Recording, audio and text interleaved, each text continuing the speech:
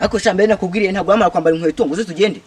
Naje tugiye. Ngombwa se ko wamenya wowe ambara inkweto tugende ahubwo ino nkuko yawe tugiye kuyibanguriza. Ako papa wakuroza yarakarabye. Ako se papa kugira ngo tugende tujye kubanguriza inkoko ni nko kugenda nk'ibisuri igiye kubonera umuhanya. Ariko sha uri ikigoryi genda gira ngo umenye uko isake ibangurira inkoko kazi. Ariko papa ngende isake cyangwa ndi inkoko kazi. Turetse n'ibyo se warambyaye cyangwa waranoraguye. Niyo ngo utoragura bikagira nzira. Umari iki subuni? Nakabaye naragutoragura ubundi nkabyimenyera. Ariko papa inkoko ni yawe cyane yaso. Cyawe wibagiye kari yanjye. Yego koko ntacyo tugende wacyana.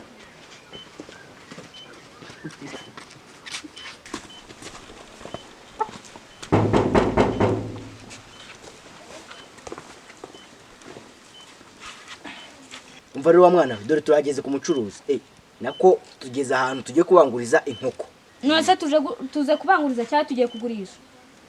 Tuje kubanguriza ariko ubuse abacuruzi nyine tubonye umuntu uduha amafaranga asundura urabona tudakenye twanayitanga ariko buriya. Nose umucuruzi gute abanguriza inkoko?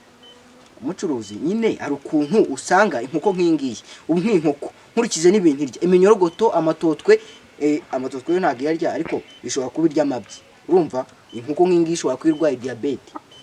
Inkoko se nazo zirwara diabete? Diabete gusa sa ubwo kwasana na malaria ubu ngubu yirwaye. Ubu ngubu ijyanye kwa muganga. Ushobora gusanga irwaye kanseri, irwaye malaria, irwaye indwara zose zitabaho. Urumva inkoko rero niyo mpamvu njye nkimara kureba ibintu irya nahise mvuga ati ino nkoko dushobora kwizana kwibanguriza cyase tukanayigurisha.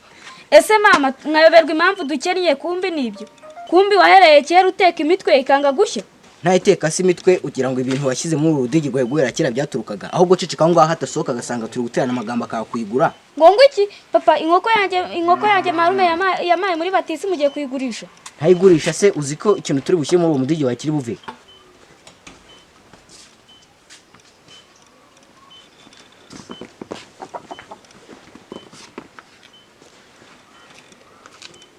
Ese sha ni mwebwe numvaga muri guterura inzu yanjye mwenda kuyita mukabana. Utwihanganire n'uyu mwana rwose agira amagambo. Uyu mwana agira amagambo rwose. None se ko ndeba mufite inkoko bimeze bite? Iyi nkoko nyine ni yandi wantumye nari nyizanye tugiye kuyibanguriza. Kuyibanguriza nyine kuri ya gahunda. Nari maze igihe narya.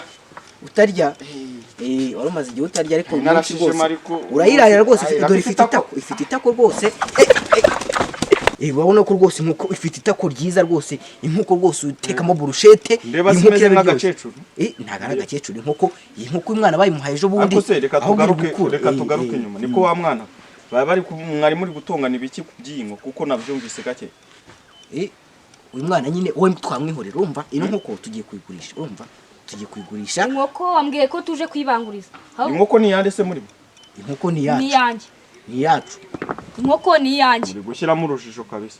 Ntago ari urujijo ariko reka maze mubwire. Urumva? Reka manze mubwire uyu mwana gatoya. Mbanze